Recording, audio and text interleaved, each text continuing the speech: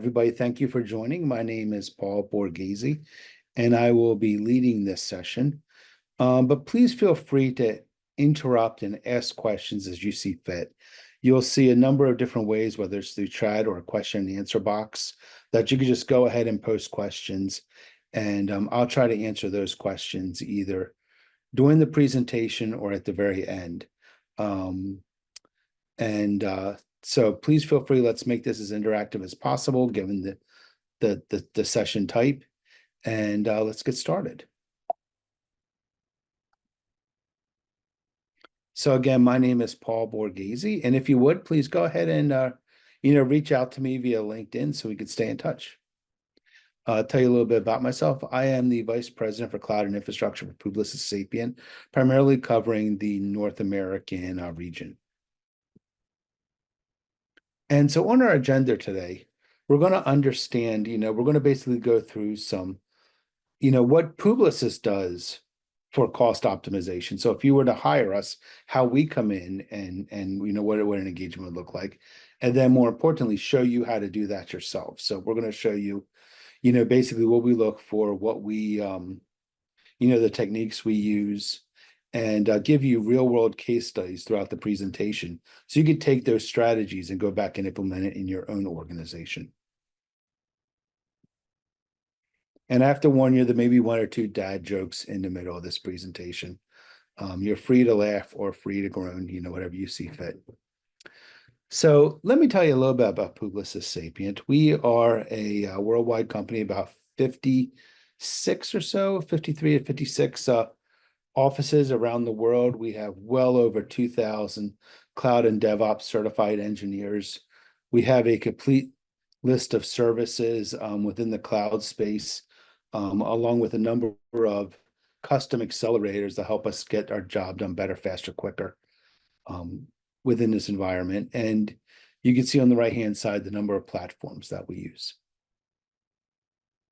So in this conversation, we're talking about cost optimization. And, let me tell you a little bit about my background. I started in this field as a network engineer, and I spent most of my career as a network engineer, primarily in the Cisco space, dual CCIE, routing and switching and security. I have a 4-letter CCIE number, so goes back a very long time. And, around 2005 to 2015 or so, I was heavily involved with data centers. So data center infrastructure, private data centers.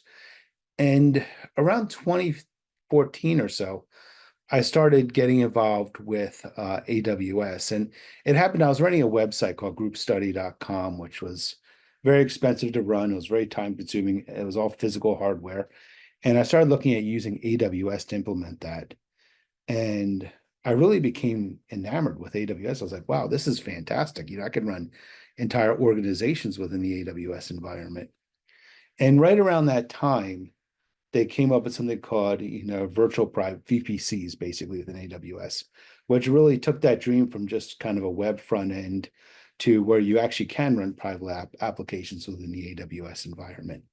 So I thought, man, this is fantastic. And so in 2014, I joined a small startup that was basically founded by a very early AWS employee. And from there, it just grew and grew and grew. And I've been basically doing cloud ever since for about the last 10 years. And so I've seen the market change through those 10 years. And at the early days, we were just trying to convince people that this was a good idea. And we would basically convince them that they could save money by maybe implementing their storage within the cloud, or maybe doing their development within the cloud, but the idea of migrating their applications into the cloud was kind of a big ask. And then as, we started rolling on 2017, 2018, customers started warming up to the idea of taking their private data centers and augmenting it with cloud support. 2020 came around and people were going all in. They were just closing down the private data centers and migrating everything into the cloud. And now, it's 2024, and we have a number of our customers that are either all into the cloud or basically in this hybrid state where they have physical data centers and cloud data centers as well. And what they're finding is that their spend is much more than they were predicting. And so we've started going back and researching this, and we found that in general, on average, companies are wasting about 35% of their cloud spend. Um, and we'll talk in a little bit about where that spend is coming from. But typically, using the exercises that we're going to go through today, we find that we could save companies about 35% off their cloud spend. And it's pretty consistent from the number of companies that we've implemented. That 35% seems to be pretty consistent. So I feel pretty confident in that number. And we have about 64% as, you know, cloud optimization and cloud cost reduction is a top initiative within the organization. So there's really definitely a point here where you can go back to your organizations and definitely offer some substantial savings by using these strategies. So let's talk about, what does good look like, right? Well, what are we trying to get to at the end of the day? And basically what we're trying to get to is cost optimization, our budgeting and forecasting to be accurate. Every resource is tagged and billed to the correct destination.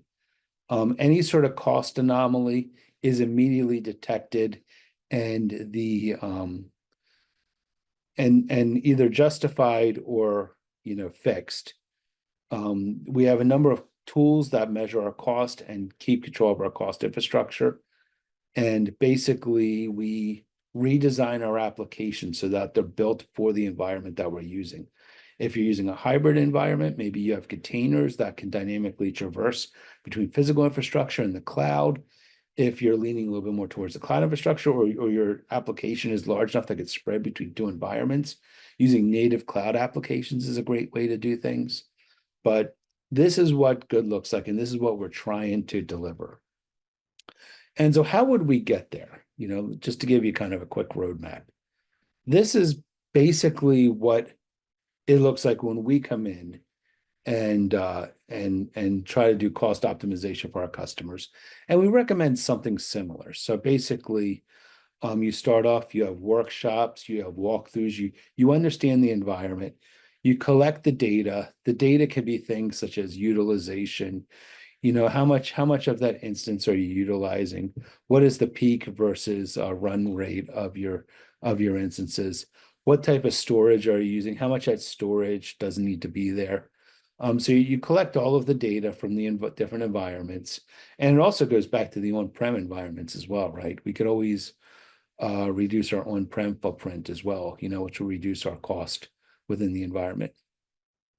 And then you clean and process the data, analyze it, you generate reports, and then you visualize what's happening, and you then develop a plan for how you're going to optimize and reduce this cost. And we find that this entire thing, even though the slide looks pretty complicated, it actually takes about 3 types of people. In general, you want to implement, cloud experts, people that are really familiar with the cloud environment, whether you're in, for example, if you're in AWS, solutions architect professional level, or Azure and GCP similar. Plus, you want to have some DevOps architects and some engineers as well. And so this mix of personnel work very well. And we find it takes about 6 weeks to go through that entire chart from, just walking in, green to coming out with a plan about how you're going to reduce your cost. So it's not a really big commitment, so I almost feel like I should have a gecko on my shoulder that says, give me 6 weeks and I'll save you 35%, right? So it's not a big commitment to go from 0 to a detailed plan about how you're going to implement it. And so at the end of 6 weeks, these are what you should have. You should have these 6 categories, and you should be positioned to do these 6 things. And basically what you're trying to do is be in a position that you can implement your cost savings initiatives. So let's look at a case study. This is a large hotel chain. It's one of those hotel chains that have the really thick towels, so thick that it's hard to close your suitcase. But I told you dad jokes. Anyway, so we went in with this hotel chain, and we looked at just one of the applications that they were using, and we found that by using this methodology, we were able to save them about 50% of their cost savings versus what they did previously. And this was just one application, but then you just kind of replicate this over and over again. And that's one of the points I'm trying to make, is that you know, how do you eat an elephant? One bite at a time. Same thing here. You don't have to have all or nothing. It doesn't have to be your entire infrastructure. You can start with a component of it, maybe one or two applications, and just start going through those applications and seeing how you could optimize for those applications. And over a period of time, the savings really starts adding up. And so to dig deeper about what you need to look for, I find that there's three primary buckets that offer the best saving solutions. The first one is cost transparency. And with cost transparency, what we're saying here is the end user, the person that's spinning up the instances and consuming the resources, has to truly understand what that cost is, and has to be aware of the cost and accountable for the cost. Because a number of times when we go into an organization, the person that's implementing the solution, the people that are implementing the solution, are not really accountable to the cost. So there's no real incentive to reduce cost from their perspective, because it's very opaque to them. The second thing is optimizing for the clouds. You know, when we talked about 2018 to 2020, we basically just lift and shifted a lot of our applications into the cloud. And we're starting to see that nowadays, you know, with VMware and people deciding to get out of VMware and try to move things into the cloud.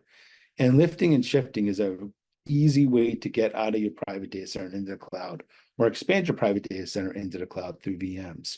The problem is that that's not cost optimized. So it's basically one of the more expensive ways to consume cloud resources.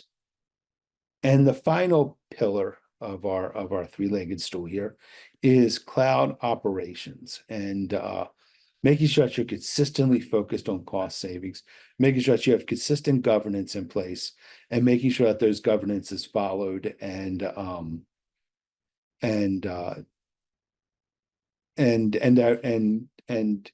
costs aren't going out of control. So let's look at these three pillars in more detail.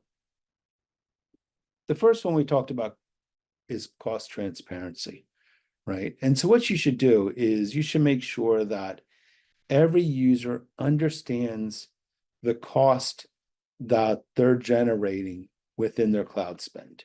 And so every instance, every resource that's being used within the cost, everything that has a cost should have a charge code and a billing code and a user, or at least a group assigned to that billing code, so that someone can review and make sure that they understand what the cost is. And there should also be budgeting associated with that cost, right? And you should establish governance and incentives to encourage optimal cloud spend. And at the end of the day, have KPIs and cost reporting to the end user. Just this alone saves a lot of money, because in general, you know, personnel do not want to spend unnecessarily. It's just that they don't see the effects of what they're doing. And so by just having that in front of them helps them realize, okay, this is costing quite a bit of money.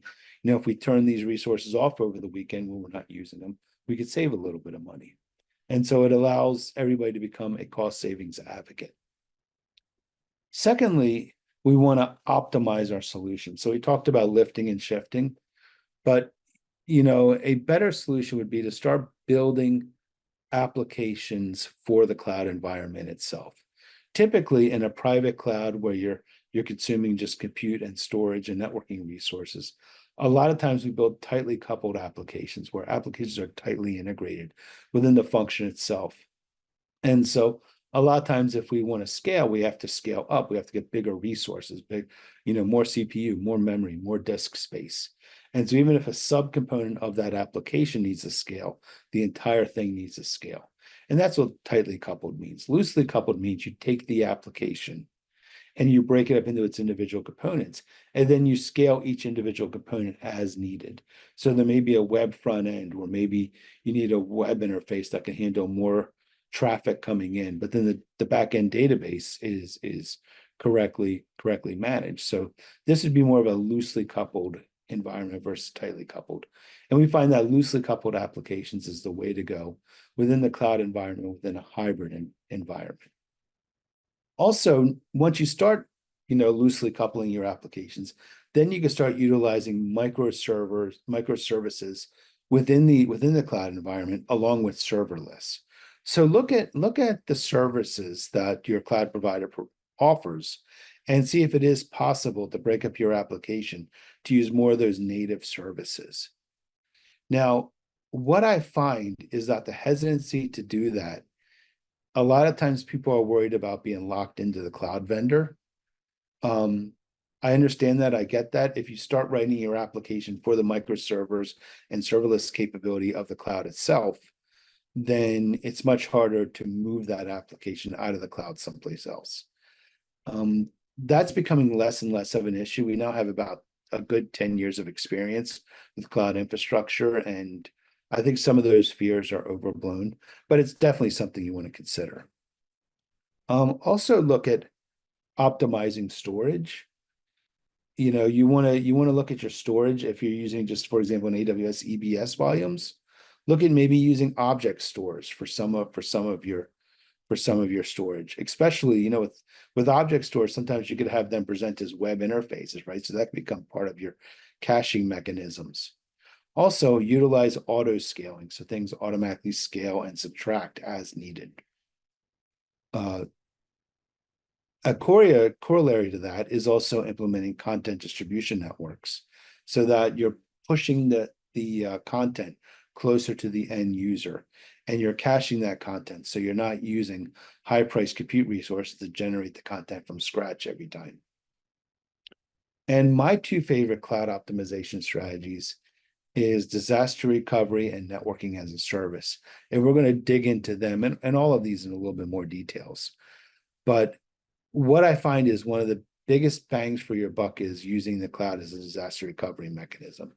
Because of that pay-as-you-go, basically way of operating. And networking as a service is a new principle that I'm starting to talk to customers about. And it's very interesting as to whether you can actually use the cloud environment as your network infrastructure itself. And again, we'll talk a little bit about that later. Finally, we have operations. And so you've gone through your cost, you made it transparent, everybody's aware, everybody sees the bill, everybody sees the cost ticking up and understands that it's their job to reduce cost. They're doing that through cost optimization. And now operations is, how does all of this implement, right? And the first thing you do is you continuously make sure that each resource is needed. And how you do that is you build governance that says things such as every resource must be tagged to a billing code. And every new resource must be periodically validated that resource is required. And, ruthlessly terminate services that don't meet those compliance. Somebody spins up an instance, all of a sudden the instance gets terminated. Well, then they figured out, oops, I didn't meet the compliance requirements for my organization.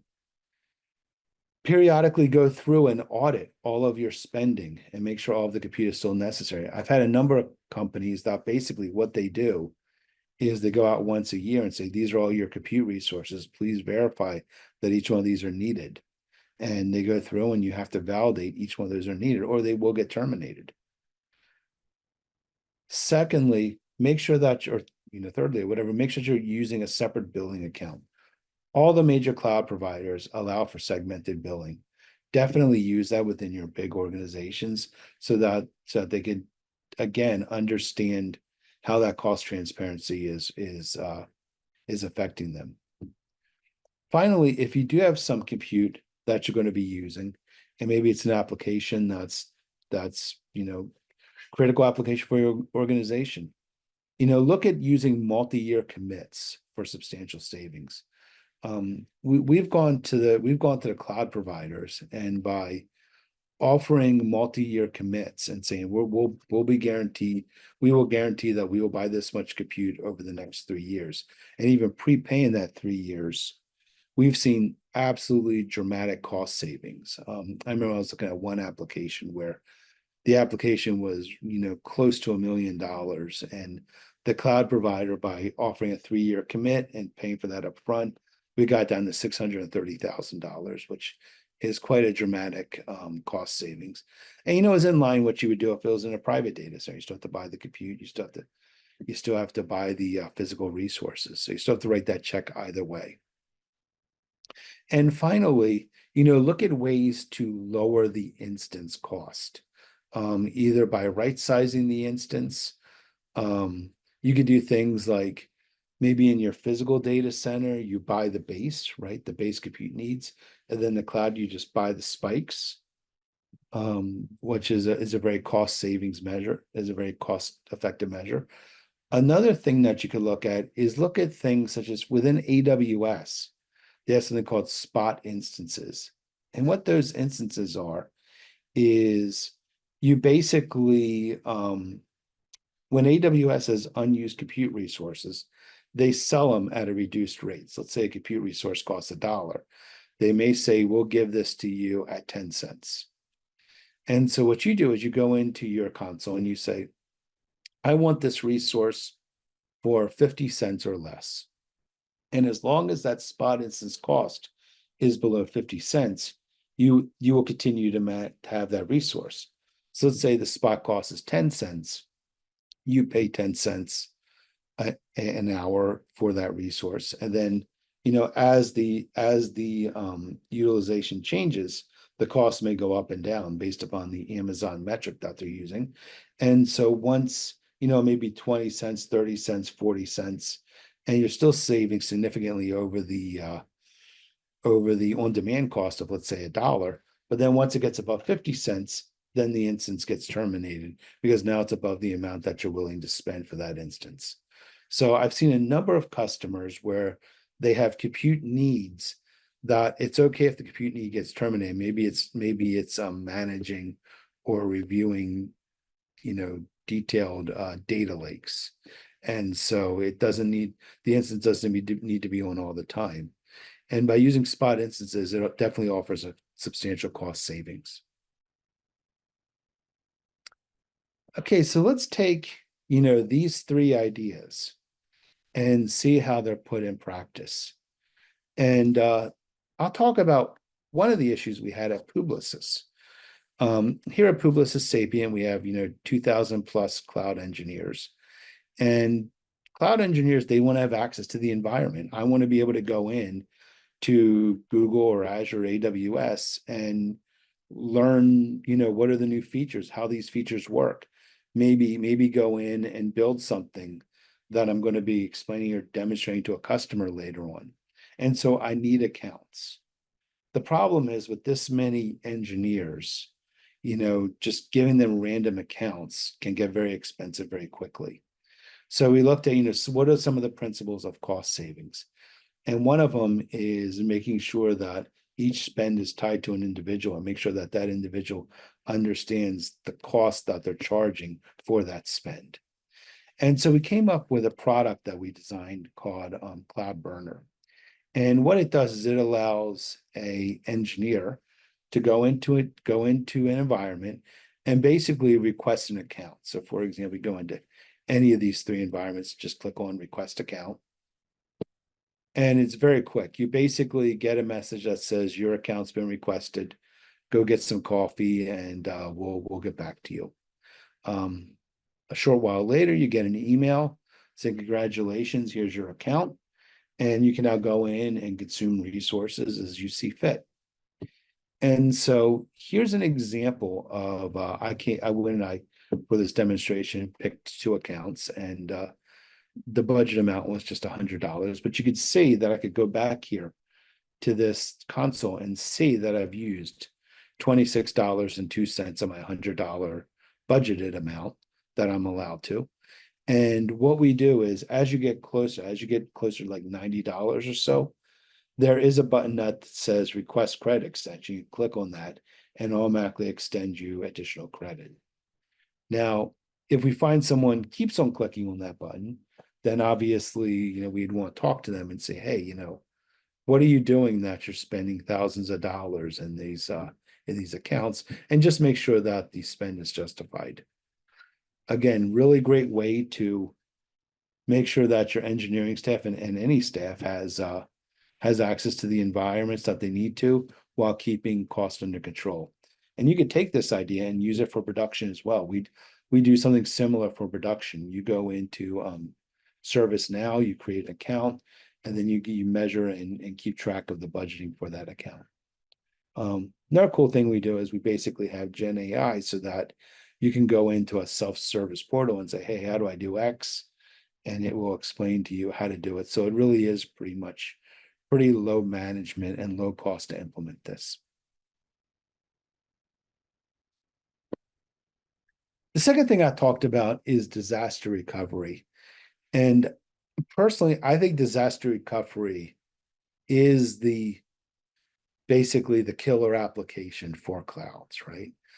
Back in the day, back before 2014, we would always build our data centers, and you'd always have a primary data center and then a backup data center some distance away. And we'd try to keep it, 50 miles or more further away, different floodplains, different power grids, make sure there's different networking infrastructure so that if you have a disaster in one area, it won't affect the other area. The problem with this is that you have your primary data center with all the compute you need, plus a little bit of extra.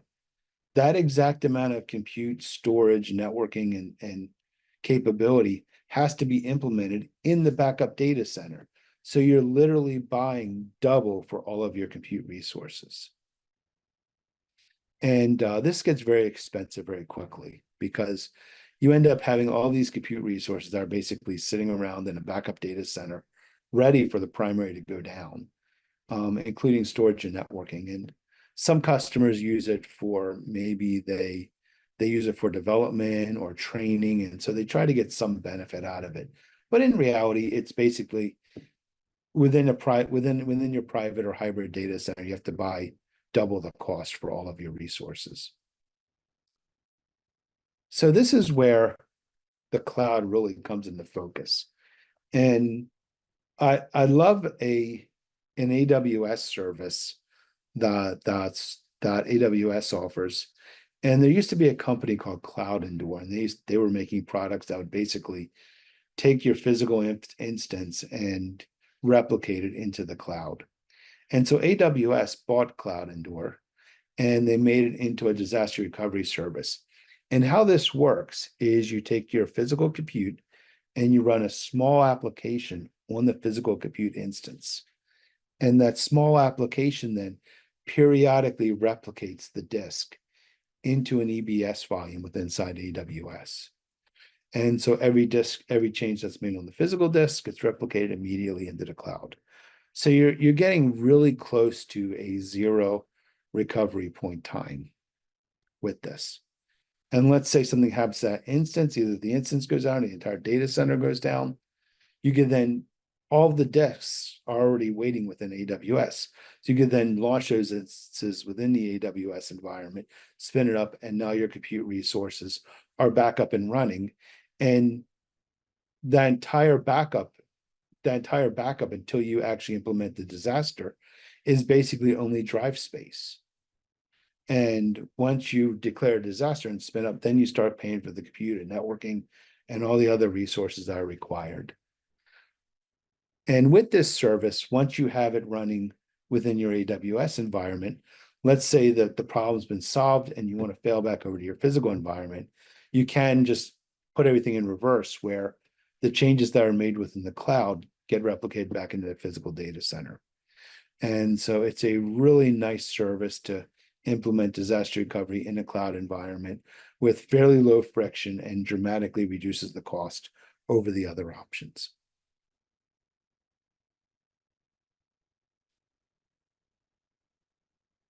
And so this is basically how it looks like. You basically during the the steady state, you just replicate into the cloud.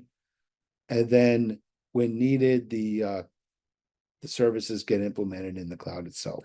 And you could implement partial data center, full data center. You can build these things. You could do disaster recovery tests to make sure that's working. So it really is a great solution. We have a number of customers that are using it. Now let's talk about the third thing I talked about, which was networking and whether you can use the cloud environment as a network. Like I said, I've been doing this for about the last 10 years. And the first thing we sold was storage, right? That was the easiest. So you have storage. The next thing was compute.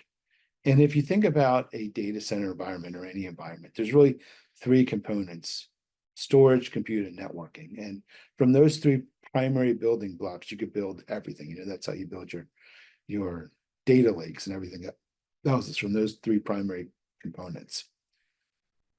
Storage has gone in the cloud for the most part. Compute has gone in the cloud, but networking is still primarily an on-prem solution. So a lot of times we have networks that are designed like this, where we basically have a wide area network that interconnects some physical data centers that then connects via direct connect or some other mechanism into the cloud provider. Typically, we'll find those connections go through a primary data center. And this is a very typical design. But what we find is that, back in the day, back in 2014, 2015, 2016, the physical data center was the primary gravity within your network environment. So if you drew network connections, you'd basically see them all home running back to the physical or backup data center, right? That was the primary gravity. But as more and more resources start being migrated into the cloud, the network designs start to not make sense, right? A network design like this, where let's say 70% of your compute is in the cloud, 30% is still in your physical data center, this doesn't really make sense. It'd be much more advantageous to have the end user be able to communicate directly with the cloud environment. And so that's why we're seeing changes in how networking infrastructure works. And, this is kind of hard for me to say because I've been doing networking my entire life, but in a lot of cases, we have to start thinking about, does the organization actually need a wide area network? If our primary compute is in the cloud and we do have some standalone data centers, would something like this work as well? And the idea of this is, notice what's changed. We got rid of the wide area network, and instead we connected the data centers directly into the cloud, and the end user gets connected into the cloud as well. Let's say you have a manufacturing plant or a large office, and you really feel that you still need that, wide area networking capability. We can still implement it using SD-WAN. And then you can implement SD-WAN directly into the cloud environment itself. So now the cloud itself just becomes a network access point within your SD-WAN environment. I'm starting to believe that for a number of our customers, even this is not necessary. Now, yes, you're definitely going to have the customer that's a manufacturer, they have warehouses, they have custom equipment that definitely needs to have, WAN-like capability that could be implemented with SD-WAN. But, a number of the customers I go in and I ask them, I say, hey, tell me about why this building is part of your wide area network. And if you just keep on asking why do we need that? Why do we need that? Why do we need that? A lot of times you end up to a point to where it ends up being, well, the building has environmental controls that need to be maintained, or the building has badge access, right? And so basically you're building this wide area network in order to maintain environmental and badge access controls within a building or security controls. And so if that's the case, start looking at zero trust networking access like Zscaler or Palo Alto, and there's a few other vendors as well. And with zero trust networking access, you can basically put an application on the end user's PC or Mac, and that will dynamically connect them to the application that they need when they need it. And all they need is internet access. So if you're using ZTNA to access the environment, let's say you have Zscaler implemented on all of your devices, then the building only needs to have internet access, and all the employee needs to do is obtain internet access in order to gain all of your application resources.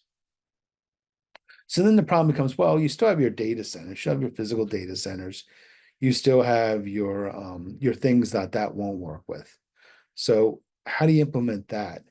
And all three cloud providers are now offering networking as a service within the environment.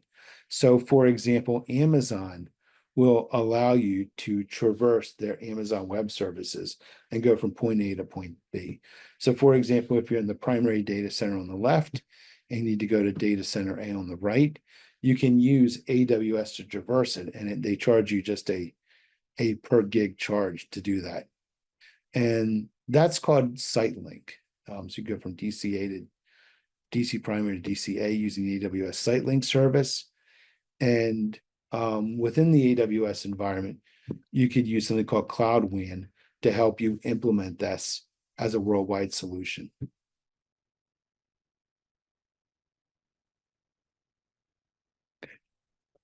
And so here would be kind of how a typical flow would work through using SiteLink and Cloud WAN. And by the way, I'm picking AWS because they are still the largest, but Azure and GCP offer similar services and similar capabilities.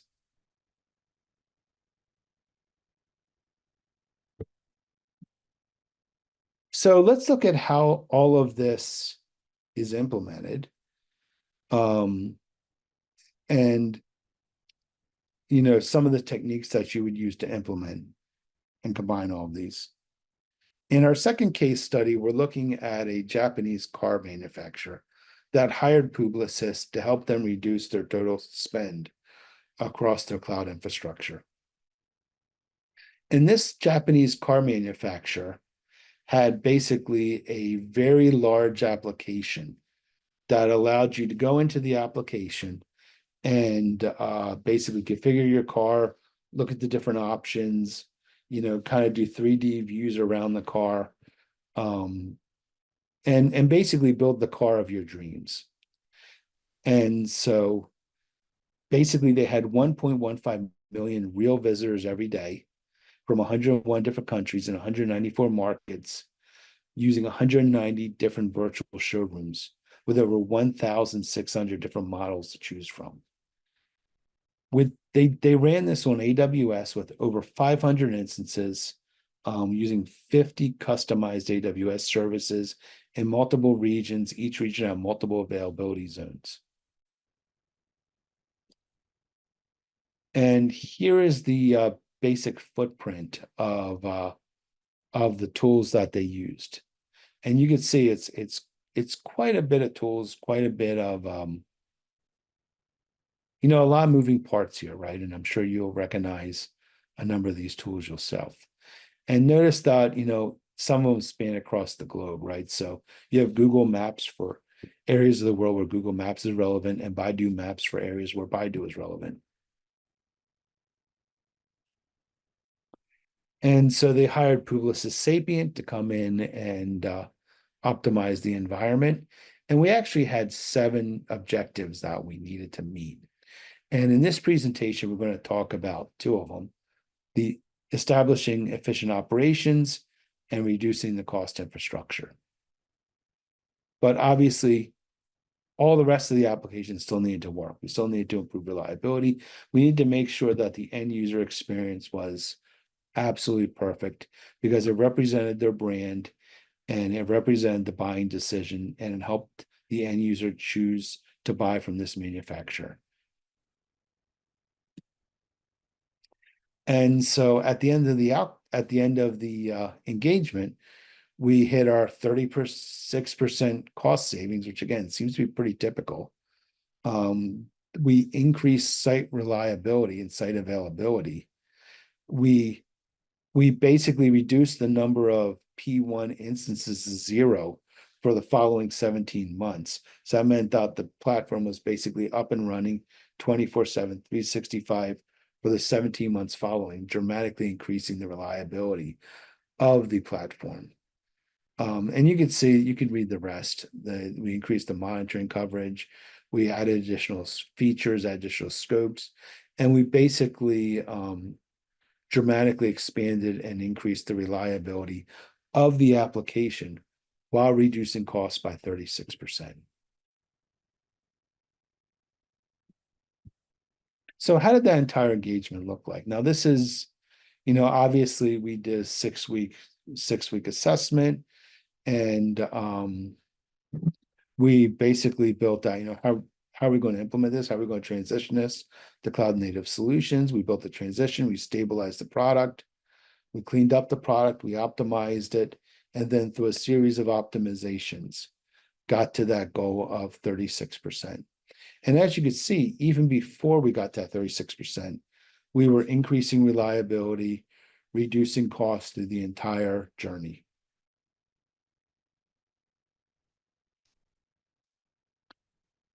And so what was the approach? And what are some of the things you should look at within your organization?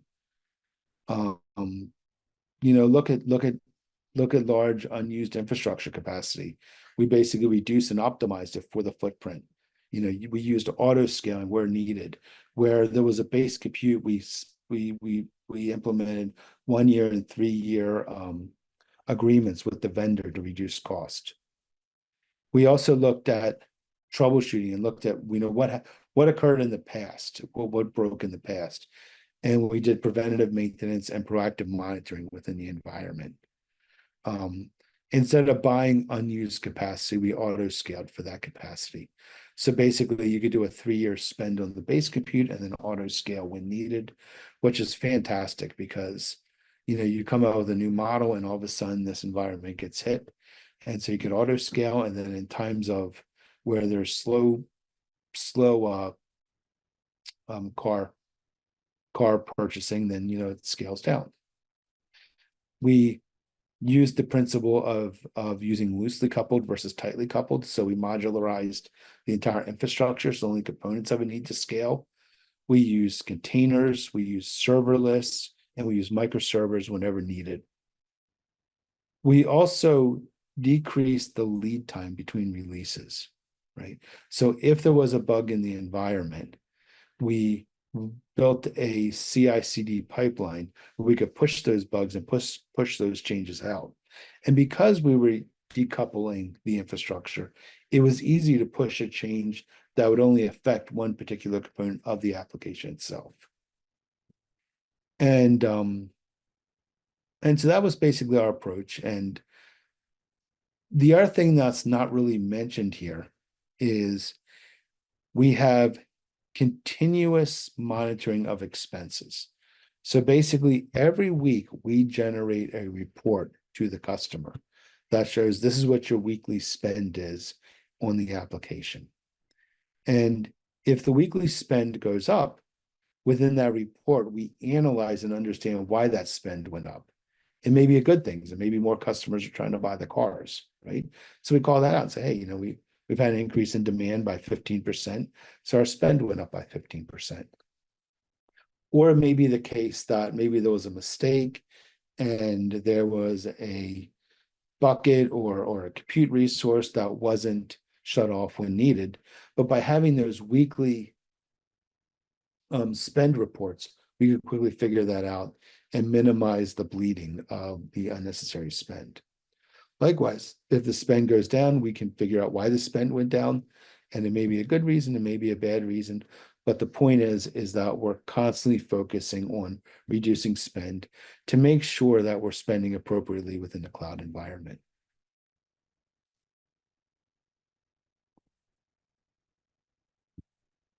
Okay, and so in some more details, how we monitor and audit this.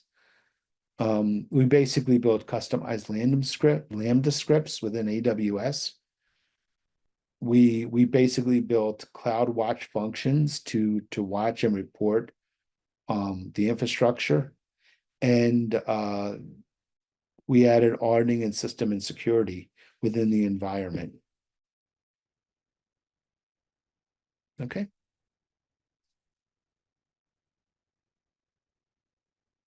One of the things I want to point out here is this creation and deletion of EC2 instances. Again, it's all part of that governance where, we don't allow instances to be running unless they're absolutely needed, and they have to be tagged appropriately, and things that aren't tagged immediately get deleted by a Lambda function. Okay, well, that's the end. Hope you got out of it. Do we have any questions? And it looks like we have at least one question. Considering the growing complexity of hybrid environments, how do you recommend companies prioritize governance policies when they are starting out within the cloud migration? Okay, great question. So within the governance, you have to figure out the first thing to do is you have to have effective management of who owns the resource and why it was implemented. So you have to basically say, no resource can be spun up unless there's a charge code associated with it and a clear delineation of who owns that expense. That's the number one governance control. Secondly, you have to have governance as to which products and services you can use within the cloud environment. It may be the case that not all products are a good fit for your environment. So you really want to take some time to figure out which cloud services are usable for you and which cloud services are not.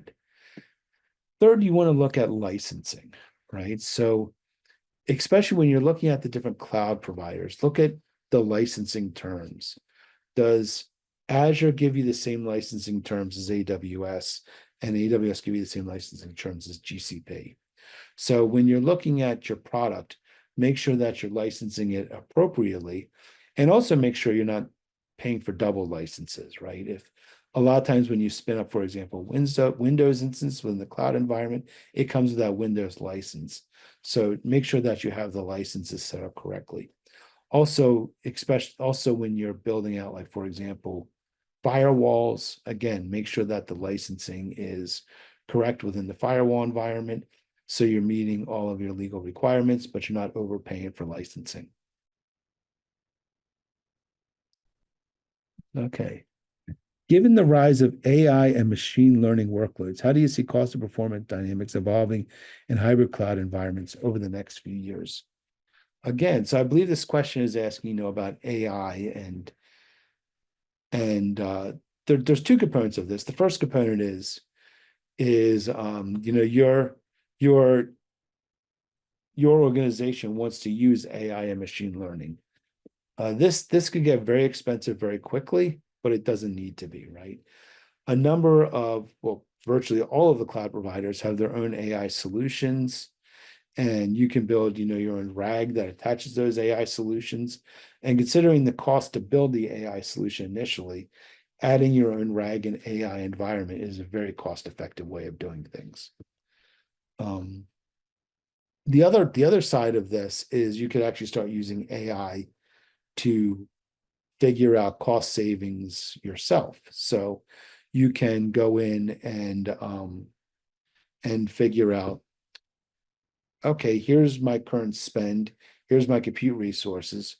You could write a prompt that would then say, analyze this cost, spend, and compute resources, and tell me, how I can save and where I can save. And we actually have a seminar coming up. I believe it's October 8th, where myself and another engineer, Ash, is going to go into more details about how you use artificial intelligence in reducing and lowering your total cost for the compute. Okay. Okay, well, I want to thank everybody for coming out. And please, reach out to me on LinkedIn if you have any questions or comments. I would love to hear from you. And definitely connect with me on LinkedIn. And you could also send me an email. I believe my email address is over my shoulder. Okay, thank you very much.